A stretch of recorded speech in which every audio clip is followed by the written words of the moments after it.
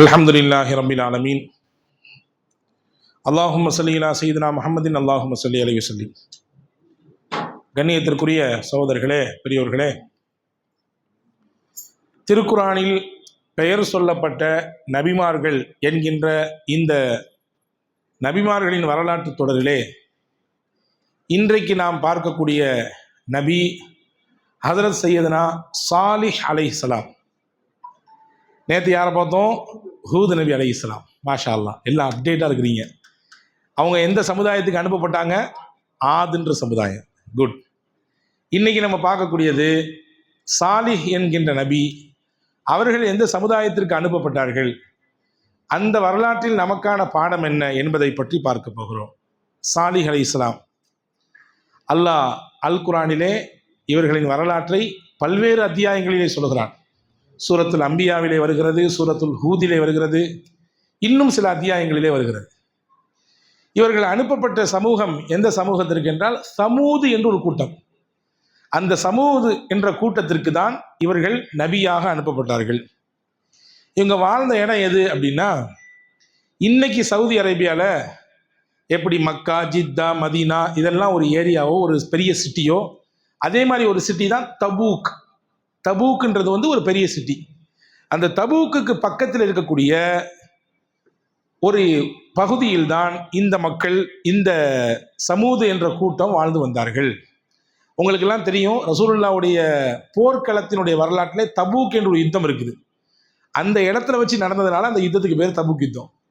பதுன்ற இடத்துல வச்சு அந்த யுத்தம் நடந்ததுனால அந்த யுத்தத்துக்கு பேர் பத்ர் யுத்தம். உஹது மலை அடிவாரத்துக்கு கீழே அந்த யுத்தம் நடந்ததுனால அந்த யுத்தத்துக்கு பேர் உஹது யுத்தம். அதே மாதிரி தபூக் என்ற யுத்தம் நடந்தது, அந்த இடத்துல நடந்துச்சு, அதனால அந்த யுத்தத்துக்கு பேர் தபூக் யுத்தம். இப்போ இந்த பகுதியிலே வாழ்ந்தவர்கள் தான் இந்த மக்கள், இந்த சமூது என்ற கூட்டத்தினர்கள். வல்ல அல்லாஹ் சமூது என்ற கூட்டத்தினர்களுக்கு வளமான அறிவாற்றலை கொடுத்திருந்தார்.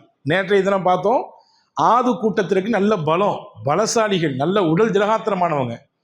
இந்த சமூது கூட்டம் இருக்குத கடுமையான அறிவாளி, நுட்பமான அறிவை உண்டு. அதாவது எந்த அளவுக்குன்னா அல்லாவே புகழ்றான் அவங்கள பத்தி. அதாவது மலைகளை குடைந்து அவர்கள் வீடுகளை கட்டுவார்கள். இப்போ நம்ம வீடு கட்டுறோம், எவ்வளவு நுட்பமான பொறியாளராக இருந்தாலுமே கூட எல்லா சீதோசன நிலைக்கும் அந்த வீட்டினுடைய அந்த கட்டுமானம் நமக்கு ஒத்து வராது. எக்ஸ்ட்ரா ஃபிட்டிங் உள்ள நம்ம செட் பண்ணணும். அப்படின்னா தான் அந்த கட்டிடம் நம்முடைய சீதோசன நிலைக்கு தகுந்த மாதிரி மாறும். வச்சுக்கோங்களேன், கடுமையான குளிர் அடிக்குது, என்ன செய்வோம்? உள்ள நம்ம ஹீட்ரு தேவைப்பட்டால் வாங்கி வச்சுக்குவோம். கடுமையான வெயில் அடிக்குது, என்ன செய்வோம்? வீட்டுக்குள்ளே இருக்குன்னா ஏசியை வாங்கி மாட்டிக்குவோம். ஆனால் இவங்க எப்படிப்பட்ட நுட்பம் உள்ளவங்கன்னா, கட்டிட தொழிலில் மலைகளை குடைந்து கட்டுவார்கள்.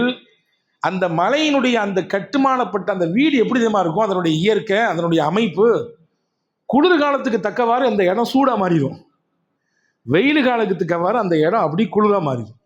அதான் அது அவர்கள் தெரிந்து வைத்திருந்த ஒரு ரகசியமான தொழிலினுடைய கலை அது. அல்லாஹ் சொல்லுகிறான்,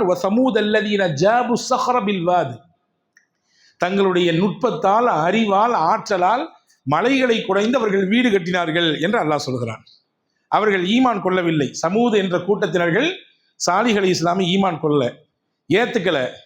அறிவாளி நாங்க, உங்களுக்கு பின்னால வரமாட்டோம், எங்களுக்கு நுட்பமான ஞானம் இருக்குது, எங்க அறிவால நாங்க உலகத்தையே ஆளுவோம், எங்க அறிவுக்கு முன்னாடி நீங்கள்லாம் யாரு, என்னது அல்லாஹ் ரசூல்னு தூக்கிட்டு வந்துட்டீங்க அப்படின்ற மாதிரி உதாசீனப்படுத்தினாங்க.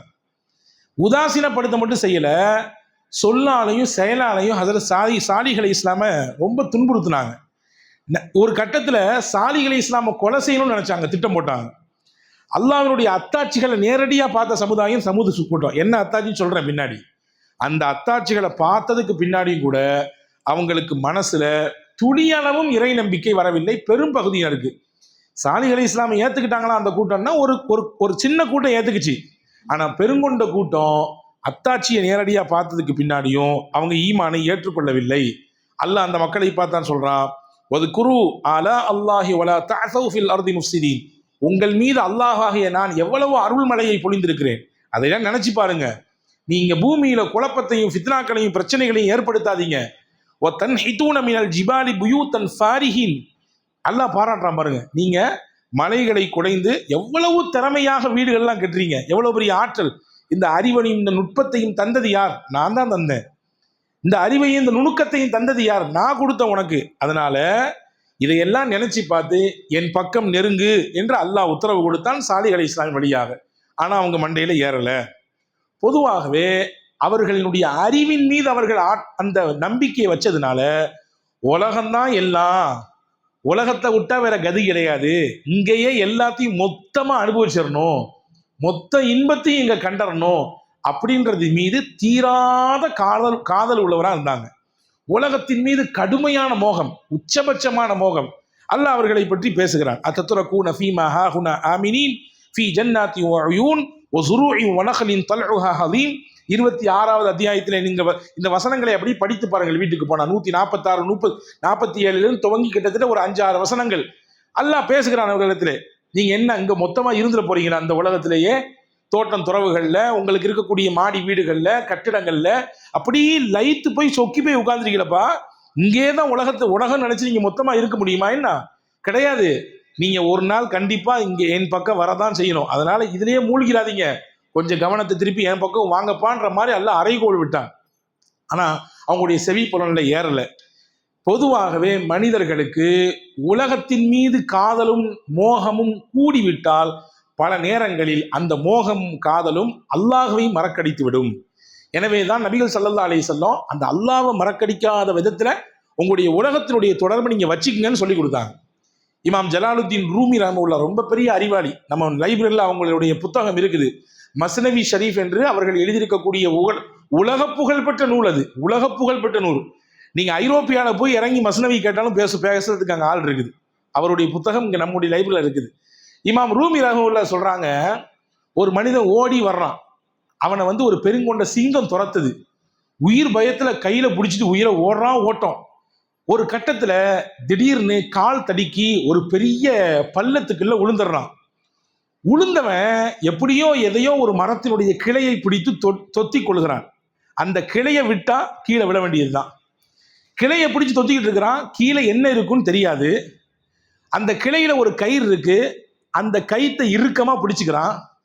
இந்த இடத்துல அந்த கயித்தை அங்கோட்டு வந்த ஒரு எலி கொஞ்சம் கொஞ்சமா தன்னுடைய கூர்மையான பற்களால கொஞ்சம் கொஞ்சமா அதை அப்படி கடிச்சு அதை பிக்கிறதுக்கு பார்க்குது. இந்த கேப்ல அந்த மரத்தினுடைய அந்த கொப்பிலிருந்து அந்த கிளையிலிருந்து தேன் கூடு அது அப்படி செதறி அந்த தேனினுடைய சொட்டு கொஞ்சம் கொஞ்சமா கரெக்டா இவன் நாக்கில் விழுது.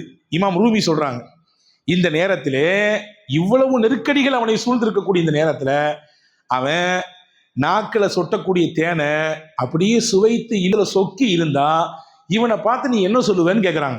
இமாம் ரூமி கேட்குறாங்க, இவனை பார்த்து நீ என்ன சொல்லுவ? அடுத்த கட்டமா எப்படி தப்பிக்கிறது? கயிறு அழுகு மாதிரி இருக்குது. அந்த கயிறு தான் மனிதர்களே உங்களுடைய வாழ்க்கை. உங்களுக்கு தெரியாமல் உங்களுடைய வயசு கரைஞ்சிக்கிட்டே இருக்குது. உங்களுக்கு தெரியாம உங்க வயசு கரைஞ்சிக்கிட்டே இருக்குது. உங்களை துரத்திட்டு வந்துச்சுல சிங்கம், அதுதான் உங்களுடைய மரணம். உங்களை துரத்தி வந்துகிட்டே இருக்கு மரணம். கீழே விழுந்துட்டான்னு சொன்னா அது பூஞ்சோலையா இருந்தா தப்பிச்சுக்குவான். அதே அங்க பெரிய பெரிய சிங்கத்தை விட பெரிய பெரிய பிரம்மாண்டமான உயிரினங்கள் மாட்டியிருந்தால், இந்த இவ்வளவு நெருக்கடிக்கு மத்தியில ஒருத்தன் அந்த தேனையினுடைய சுவையில் மட்டும் சொக்கி கிடந்தால் அவனை பார்த்து நீங்கள் என்ன சொல்வீர்கள்? சொல்லுங்களேன், என்ன சொல்லுவோம்? பைத்தியக்கார பைய, விவரம் தெரியாத பைய, இந்த நேரத்திலேயா தேனுடைய சுவையை டேஸ்ட் பண்ணிட்டு இருப்ப, எப்படி தப்பிக்கிறது பார்க்க மாட்டானா? சொல்லுவோமா இல்லையா? அதே மாதிரி நம்மளை பார்த்து கேட்குறாங்க, இவ்வளவு சுத்தி இருக்கு உங்களுக்கு, உலகம்தான் இன்பம், நீங்க சொக்கிட்டீங்க போச்சு, உலகம்தான் இன்பம், நீங்க விழுந்துட்டீங்க போச்சு அப்படின்னா ஹஜ்ரத் இமாம் ரூமி ரஹ்மத்துல்லாஹ். அன்பர்களே, பெருமானா ஸல்லல்லாஹு அலைஹி வஸல்லம் நமக்கு உணர்த்தி இருக்கிறாங்க, ஒரு காலம் வரும் முஸ்லிம் சமுதாயத்தை அழிக்கிறதுக்கு எதிரிகள்லாம் எப்படி ஒன்று சேருவாங்க தெரியுமா? ஒரு பெரிய சாப்பாடு தட்டை வச்சு எல்லாரும் சாப்பிடுவாங்களே, நல்ல விருந்து வச்சிருக்கோம் வாங்கலாம் சாப்பிட்றதுக்கு அப்படின்னு கூட்டா எப்படி கூட்டமா சாப்பிட்றதுக்கு உட்காராங்களோ அதே மாதிரி முஸ்லீம்களை எல்லாம் அழிக்க போறோம், அவங்களெல்லாம் தடம் தெரியாம ஆக்க போறோம், வரீங்களா என்ற உடனே கைகோர்த்து கொண்டு வருவாங்க. அப்படி ஒரு கூட்டம் வரும், ஒரு காலம் வரும் நாங்கள் ரசூலுல்லாஹ். இப்போ சஹாபாக்கள் கேட்டாங்க, ஒமின் கில்லத்தி யௌம இதின் நஹ்னு யா ரசூலல்லாஹ். அப்போ அந்த காலத்தில் நாங்கள் கம்மியாக இருப்போமா? முஸ்லீம்கள் மைனாரிட்டி பீப்புளாக இருப்பாங்களா? உலகம் முழுக்க அப்போ அப்படி அழிக்கப்படுவாங்கன்னா எப்படின்னு கேட்டாங்க. அப்படிலாம் கிடையாது, முஸ்லீம்கள் நிறைய இருப்பாங்க, கடல்ல இருந்து அப்படியே அலையடிச்சு வரும் பொழுது அந்த நுரை அப்படி பொங்கி வருமோ அதே மாதிரி முஸ்லிம்கள் எங்க பார்த்தாலும் நிறைய இருக்காங்க. சரி, பின்ன என்ன, பின்ன ஏன் நாங்க அழிக்கப்படுறோம், பின்ன ஏன் எங்கள் மீது வன்மம் ஏற்படுத்தப்படுது அப்படின்னு கேட்கும்போது ஸல்லல்லாஹு அலைஹி வஸல்லம் சொன்னாங்க, முஸ்லிம்களாகிய உங்கள் உள்ளத்திலே உலகத்தின் மீது இருக்கக்கூடிய தீராத காதல், உலகத்தை எப்படியாவது முழுசா அடைஞ்சிடணும் அப்படின்னு மீது இருக்கக்கூடிய அந்த தீராத காதலும் மரணத்தை வெறுக்கக்கூடிய அந்த சிந்தனையும் அதிகமாயிரும்.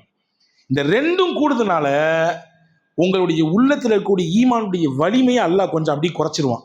அதனால எதிரிகளுக்கு உங்களை எதிர்த்து வரக்குவதற்கு தைரியமும் அந்த ஆற்றலும் அவர்களுக்கு பிறந்துவிடும். நீங்கள் ஈமானில் குன்றியதினாலே உடலாலும் குன்றி போய் விடுவீர்கள் என்று பெருமானார் ஸல்லல்லாஹு அலைஹி வஸல்லம் சொன்னாங்க. எனவே உலக மோகம் ஆசை இருக்க வேண்டியதுதான், யாருக்கும் இல்லாம இல்லை. உலகம் இல்லாமல் ஆகிரத்தில் எப்படி ஜெயிக்க முடியும்? உலகம் தானங்க ஆகிரத்துக்கான விளைநிலம். உலகத்துல வாழ்ந்தாதானே ஆகிரத்துல ஜெயிக்க முடியும். உலகத்துல எல்லாம் தேவை, காசு தேவை, பணம் தேவை, வீடு தேவை, மக்க தேவை, சம்பாத்தியம் தேவை, யோசனை தேவை, எல்லாம் தேவை. ஆனா அதுவே நம்முடைய வாழ்க்கையின் பெரும் எண்ணமா நம் உள்ளத்திலே ஒட்டி போய்விட்டால் அந்த சிந்தனை என்ன செய்யணும், கொஞ்சம் கொஞ்சமா அல்லாவை விட்டு கொஞ்சம் உங்களை திருப்பிடும். இப்படிதான் திருப்பிச்சு இந்த சமூக கூட்டத்தை.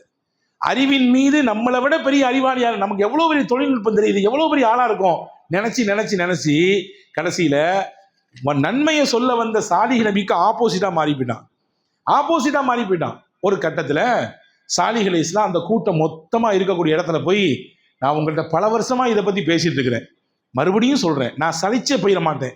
நீங்க என் என்னைய பார்த்து முகத்தை திருப்பிக்கிட்டாலும் நான் வருத்தலாம் பட மாட்டேன். நான் மறுபடியும் சொல்றேன், அல்லாஹ்வின் பக்கம் வாங்க.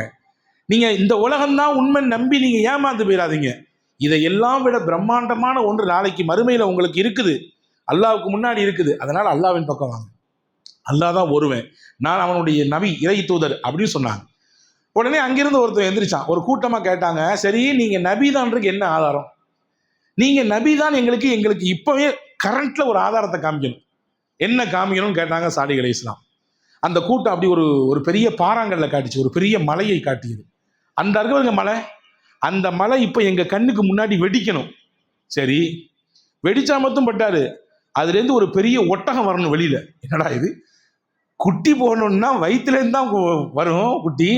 இவன் எப்படி கேட்கறான் பாருங்க, மலையை பொழந்து அங்கேருந்து ஒட்டகம் வரணும்.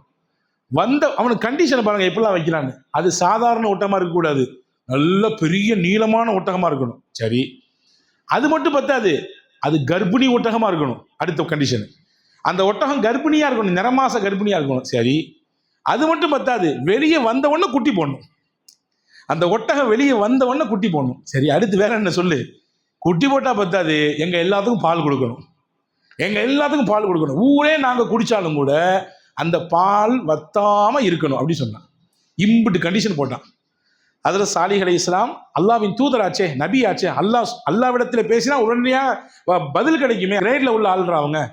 உடனே சரி, நீ கேட்டதெல்லாம் தர்றேன், நான் இதை அல்லாஹ்வின் உத்தரவை கொண்டு நிறைவேற்றி காண்பித்தால் நீங்கள் அந்த ஏக இறைவன் அல்லாஹ்வை ஏற்றுக்கொள்வீர்களா, நான் நபி என்பதை ஒத்துக்கொள்வீர்களா அப்படின்னு கேட்டான். உடனே சொன்னா, பார்க்கலாம், முதல்ல வரட்டும், நாங்கள் சொன்ன கண்டிஷனோட வரட்டும் இல்லை அப்படின்னா. ஹஜ்ரத் சாலிஹ் அலைஹிஸ்ஸலாம் அல்லாஹ்விடத்திலே துவா செய்தார்கள். துவா எவ்வளவு வலிமையானது, நாம் கேட்கக்கூடிய கண்ணீருக்கு எவ்வளவு அல்லாஹ்விடத்திலே சக்தி உண்டு. கையேந்தினால் அந்த கையை வெறுங்கையாக தட்டி விடுவதற்கு அல்லாஹ் வெட்கப்படுறான். நாம தான் கையேந்திரத்துக்கு யோசிக்கிறோம், கூச்சப்படுறோம். ஆனா அல்லாஹ், நீங்க ஏந்திட்டீங்கன்னா உங்க கையை வெறுங்கையா அனுப்ப மாட்டான். அது எப்படி அனுப்ப முடியும்? என்னுடைய அடியான் கையை தூக்கிட்டான், அவனுக்கு ஏதாவது கொடுக்க வேண்டாமா அப்படின்னு அல்லாஹ் நினைப்பான். தூக்குனாங்க, அல்லாஹ்விடத்திலே கேட்டார்கள். கேட்டு முடிந்ததுதான் தாமதம். அவர்கள் சொன்னதை மாதிரி பாறை பிளந்தது, ஒட்டகம் வெளியே வந்தது, நீளமான உயரமான ஒட்டகமாக இருந்தது, நிறைமாத கர்ப்பிணியாக இருந்தது. வெளியே வந்த ஒன்று குட்டியும் போட்டுச்சு, எல்லா பயல்களுக்கும் பாலும் கொடுத்துச்சு. அல்லாஹுடைய உத்தரவு ஒன்று அல்லாஹ் கொடுத்தான், நீங்க கேட்டதை அல்லாஹ் தந்துட்டான். ஆனா அல்லாஹ் சொல்றது நீங்க கேட்கணும். என்ன தெரியுமா கேட்கணும்? இது அல்லாஹ்வுடைய ஆயத், அடையாளம், அத்தாட்சி. நாக்கத்துல்லாஹ், அல்லாஹ்வுடைய ஒட்டகம் இது.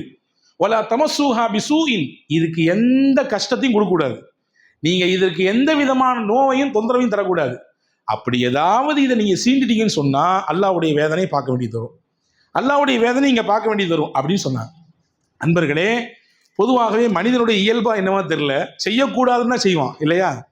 செய்யக்கூடாதுன்னு சொன்னா அதை செய்வான்.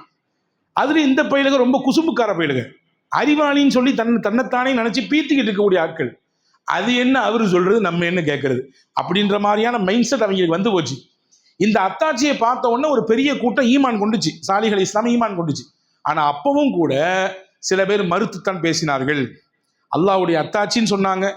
அது மட்டுமல்ல, கண்டிஷன்ல அடுத்த கண்டிஷன் என்னன்னா, ஒரு நாள் ஃபுல்லா இந்த கிணத்துல ஒரு குறிப்பிட்ட கிணத்தை காமிச்சு நீங்க தண்ணி குடிச்சுக்கலாம், அப்ப இந்த ஒட்டகம் அங்க வராது. 2வது நாள் நீங்க போகக்கூடாது, இந்த ஒட்டகம் மட்டும்தான் குடிக்கும். அன்றைய நாள் உங்களுக்கு தண்ணி கிடையாது, அதற்கு பதிலாக பால், ஒட்டக பால் ஃபுல்லா குடிச்சுக்கலாம் நீங்க. இது 2வது கண்டிஷன். 3வது சொன்னாங்க, இந்த ஒட்டகத்தை யாரும் தீண்டக்கூடாதுன்னாங்க, எந்த கஷ்டத்தையும் கொடுக்கக்கூடாதுன்னாங்க. அதே மாதிரி நீங்கள் இதில் கவனமாக இருக்க தவறினால் அல்லாஹ்வுடைய வேதனை அனுபவிக்க வேண்டிய வரும் என்று சொன்னாங்க. இப்போ 2-3 நாள் அப்படியே சாதாரணமாக சுத்திக்கிட்டு இருந்துச்சு. ஒரு கட்டத்துக்கு மேலே எங்களுக்கு ஏதாவது செஞ்சு பார்க்குமே, என்னதான் வருதுன்னு பார்க்கலாம் அப்படின்னு நினைச்சு அந்த ஒட்டகத்தை எப்படியாவது அறுத்தரணும், அதை கைமா பண்ணிடணும், சால்னா ஆக்கி நம்ம சாப்பிட வேண்டியதுதான் அப்படின்ற முடிவுக்கு வந்தாங்க. அந்த வேலையை செஞ்சது யாரு என்றால் 2 நபர்கள் சேர்ந்தார்கள் கூட்டாக. அதற்கு பின்னால் 2 பெண்கள் மிகப்பெரிய சப்போர்ட் பண்ணாங்க.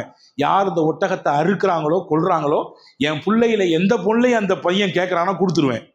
இன்னொரு பொண்ணு சொல்லுச்சு, என்னையவே நான் தந்துடுவேன், என்னை அவன் அனுபவிச்சுக்கலாம், என்னனாலும் செஞ்சுக்கலாம், நான் அவனுக்கு இரையாகி போய்விடுவேன் என்று சொன்னது.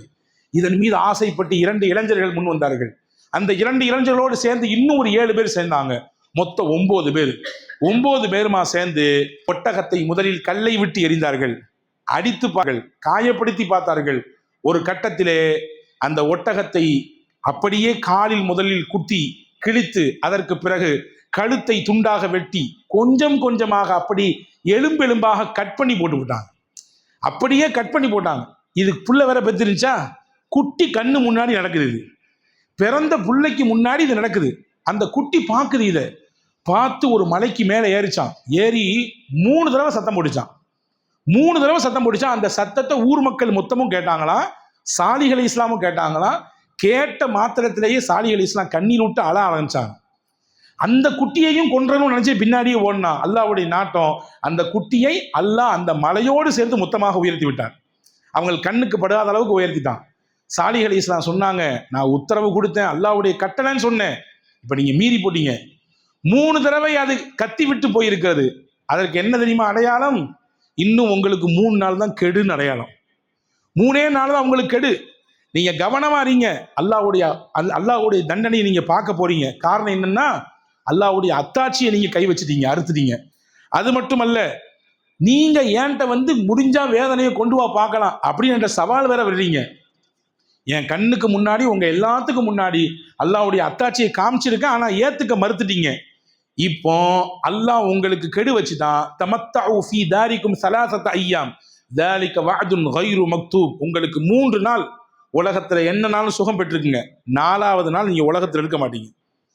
வரலாற்றில் வருகிறது, முதல் நாள் வியாழக்கிழமை அவர்கள் முகம் உடலெல்லாம் மஞ்சரித்து போய்விட்டது.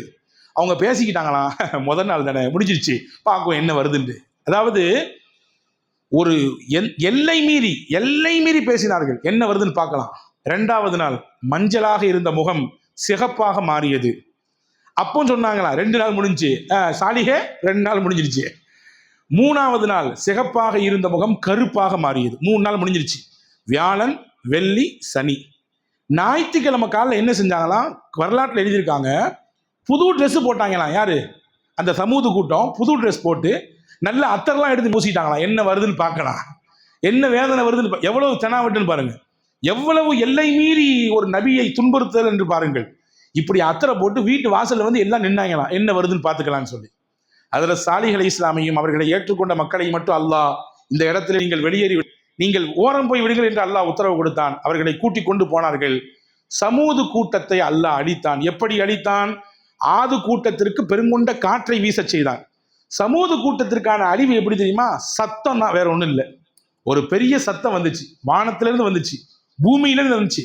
அந்த சத்தத்தை கேட்டாங்க. குர்ஆன் சொல்லுகிறது, அப்படியே தடம் தெரியாமல் ஆகி போனார்கள். சப்தம் கேட்டா மூத்தாமா நீங்க கேட்பீங்க, சப்தத்தை கேட்டாங்க ஒரு ஆள் மூத்தாமையே. ஆமா, சப்தம் இருக்குதா ஒரு குறிப்பிட்ட அளவு தான் ஏத்துக்க முடியும். நம்முடைய உடல் அமைப்பு, நம்முடைய இதயத்தினுடைய பலம், நீங்க பாருங்க, முக்கியமான சில நாட்களில் வெடிகள்லாம் போடக்கூடிய இடங்கள்ல சொல்லுவாங்க, இங்க பேஷண்ட்ஸ் இருக்காங்க, கொஞ்சம் கம்மி பண்ணிக்கங்க, இங்க குழந்தைகள் இருக்காங்க, அவங்களால இதயத்தால் பலகீனமானவங்க, ரொம்ப சத்தத்தை தாங்க முடியாது. அதனால தான் நீங்கள் மருத்துவமனைக்கு போனீங்கன்னா ப்ளீஸ் சைலன்ஸ், நீங்கள் பொறுமையாக கொஞ்சம் சத்தம் போடாதீங்க. நிறைய பேஷண்ட்ஸ் இருக்காங்க, உடலாலும் உள்ளத்தாலும் பலகீனப்பட்டு போயிருக்காங்க. நீங்கள் போடுற சத்தம் அவங்களுக்கு அது கஷ்டத்தை கொடுக்கும். இப்போ சத்தம் இருக்குத மனுஷனுக்கு மரணத்தையே தந்துடும். உங்களுக்கு ஒன்று தெரியுமா? உலகம் அழியும், அல்லாஹ் எப்படி அழிப்பான்? வீட்டை அழிக்கணும், வீட்டை நம்ம அப்படி இடிச்சு கட்டிட்டு வேற மாதிரி கட்டி நினைக்கிறோம். என்ன செய்வோம்? டமாலிஷ் பண்ணுவோம் இல்லையா? மொத்தத்தையும் உடைச்சு விட்டுட்டு அதுக்கடுத்து மறுபடியும் புதுசாக கட்டுவோம். சரி, அல்லாஹ் அந்த உலகத்தை அழிக்க போறான், என்ன செய்வான்? குர்ஆன் என்ன சொல்லுது? ஒரு சூர் தான் ஊதப்படும். ஒரு பெரிய குடலை கொண்டு சூர்னா வச்சுக்கங்க, ஒரு பெரிய விசில்னு வச்சுக்கங்களேன்.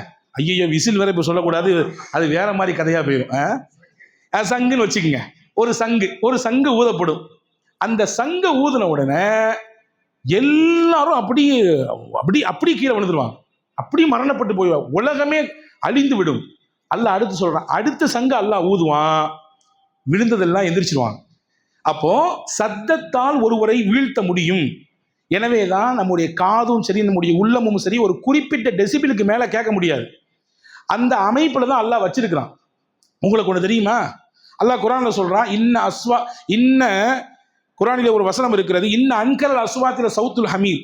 உலகத்திலேயே ரொம்ப கேட்க முடியாத சத்தம் எது தெரியுமா? கழுதையினுடைய சத்தம் வருது. இந்த ஆயத்தை படிச்சு ஒரு சிறந்த விஞ்ஞானி இஸ்லாத்தை ஏத்துக்கிட்டாரு. என்னங்க இது கழுதை சத்தம் ரொம்ப மோசமானதுன்னு கேட்டு எப்படி ஏத்துக்கிட்டாரு இஸ்லாத்தை அவரு? அப்படின்னா, அவர் சவுண்டுகளை ஆய்வு செய்யக்கூடியவர், சப்தங்களை ஆய்வு செய்யக்கூடிய இந்த சவுண்ட் இன்ஜினியர்ஸ் இருக்காங்களா இன்னைக்கு, அதே மாதிரி அவர் நிறைய கொலாபரேஷன் பண்ணுவார். நிறைய சவுண்டுகளை எடுத்து மிக்ஸ் பண்ணி புது சவுண்டை உருவாக்குவார். அப்போ பறவைகளுடைய சவுண்டு அது இதுன்னு எடுத்து போட்டு புதுசாக உருவாக்குனாரு. ஆனால் அந்த கழுதையினுடைய சவுண்ட் இருக்குல்ல, எதோடையும் ஃபிட் ஆக மாட்டேங்குது. நீங்கள் வெண்ணெய் எடுத்து தண்ணிக்குள்ளே போட்டிங்கன்னா தனியாக வெண்ணெய் தனியாக நிற்கும். அதே மாதிரி இந்த கழுதையினுடைய சவுண்ட் மட்டும் தனியாக நிற்கிது. என்னடா எதோடையுமே இது கொலாபரேஷன் ஆக மாட்டேங்குது, சேரவே மாட்டேங்குதுன்னு சொல்லி நினச்சி அப்போ தான் குர்ஆனுடைய இந்த வசனத்தை எடுத்து பார்த்தாரு. அல்லாஹ் சொல்கிறான், கழுதையின் சத்தம் இருக்குது ஆக மட்டமானது, சத்தத்திலேயே ஆக மட்டமானது. இந்த வசனத்தை பார்த்து உணர்ந்து அப்போ இப்போ இதை தான் அல்லாஹ் தஆலா அப்போவே சொல்றான் போல தெரியுது அப்படின்னு குர்ஆனை படிக்க ஆரம்பிக்கிறாரு. அதற்கடுத்து இஸ்லாத்தை ஏற்றுக்கொள்ள துவங்குறார். அன்பான சகோதரர்களே, சப்தத்தை வைத்து பெரிய விஷயத்தையே பேசலாம். இங்க விஷயத்துக்கு வருவோம். சமூக கூட்டத்தை அல்லாஹ் அழிச்சிட்டான். எதை வைத்து அழித்தான்? பெருங்கொண்ட சப்தத்தை வைத்து அல்லாஹ் அழித்தான். அந்த சமூகம் அப்படியே வீடுகளில் சாம்பல் ஆயிட்டாங்க, இருந்த இடமே தெரியாம அப்படியே கை வைத்து அப்படி புசு கீழே விழுந்துருவாங்க. இப்போ ஹசரத்து சாலிஹ் அலைஹிஸ்ஸலாம் அந்த கூட்டத்தை பார்த்து சொன்னாங்களாம், நான் தான் உங்கள்ட்ட சொன்னனே, செத்து போன பின்னாடி எல்லாம் அதாபை முடிந்ததற்கு பிறகு சொன்னாங்க, யா கௌமி லகது அபுலகத்துக்கும் ரிசாலத் ரப்பி வ நஸஹத்து லக்கும் வலாக்கின் லா துஹிப்பூன நாசிஹீன். உங்களுக்கு எவ்வளவு விஷயம் சொன்னேன், எவ்வளவு விஷயத்தை உங்களுக்கு எடுத்து வச்சேன், ஆனா நீங்க அதை ஏத்துக்க மாதிரியே தெரியலையே. நான் உங்களுக்கு நன்மையை தானே நானேன், நீங்க நல்லதை சொன்னதை உங்களுக்கு பிடிக்காத. இப்படி பாருங்க, கடைசியில அல்லாஹ்வுடைய வேதனையை நீங்க கண்கூட பார்க்க வேண்டிய சூழல் ஏற்பட்டு போச்சே அப்படின்னு சொல்லி சாலிஹ் அலைஹிஸ்ஸலாம் வருத்தப்பட்டார்கள். ரசூலுல்லாஹ்வின் வரலாற்றிலே வருகிறது, பிற்காலத்தில் தபூக்குக்கு போகக்கூடிய சமயத்திலே இந்த வேதனை இறக்கப்பட்ட இடத்திற்கு சஹாபாக்கள் போகும்போது ரசூலுல்லாஹ் சொன்னாங்க, சாலிஹ் அலைஹிஸ்ஸலாமுடைய கூட்டம் நேரடியா வேதனையை பார்த்த இடம், அதனால இங்க நின்று பேசிட்டா கூட வேகமா போயிடும்னாங்க. இங்க நிக்க கூடாது. தலையை தாழ்த்தியவாறு பெருமானார் போனார்கள், அழுது கொண்டே போனார்கள். ஏன்னா அந்த கூட்டத்துக்கு வந்த வேதனையை பார்த்த இடம், எங்களுக்கும் எந்த வேதனையும் வந்துடக்கூடாது ரப்பே என்று பெருமானார் ஸல்லல்லாஹு அலைஹி வஸல்லம் அந்த இடத்தை வேகமாக கடந்தார்கள் என்பதாக வரலாற்றில் பார்க்கிறோம். ஆக ஒரு நபியை ஏற்றுக்கொள்ளாமல், அறிவுதான் எங்களுக்கு பெரிய ஆயுதம், அதைவிட ஒன்றுமே கிடையாது உலகத்திலே, இறைவனெல்லாம் அதற்கு அப்பால் தான், அவனுடைய கட்டளைகள் எல்லாம் அதற்கு அப்பால் தான், தொழுகையெல்லாம் அப்பால் தான், எங்களுக்கு அறிவு போதும், எங்களுக்கு இந்த ஆற்றல் போதும் என்று ஒதுங்கியதினாலே சமூக கூட்டத்தை அல்லாஹ் மொத்தமாக அழித்தான். அதன் வழியாக நமக்கும் பாடத்தை தருகிறான். நீங்கள் ஒவ்வொரு நாளும் கவனிக்கிறீங்க, ஒவ்வொரு நபிமார்களுக்கும் எப்படியா டிஃப்ரெண்டான வேதனை கொடுக்குறான் பாருங்க அல்லாஹ். ஒவ்வொரு கூட்டத்துக்கும் ஒவ்வொரு விதமான வேதனை. வல்ல அல்லாஹ் இந்த வரலாற்றின் வழியாக வாழ்ந்து கொண்டிருக்கக்கூடிய அந்த நபிமார்களையும் அவர்கள் சொன்ன விஷயங்களையும் உள்வாங்கி நம்முடைய சமகாலத்தினுடைய வாழ்க்கையை செப்பனிட்டுக் கொள்வதற்கு அல்லாஹ் உங்களுக்கும் எனக்கும் எல்லா மக்களுக்கும் தௌஃபீக் செய்வானாக. ஆமீன். வாஹிரு தாவானில் அல்ஹம்துலில்லாஹி ரப்பில் ஆலமீன்.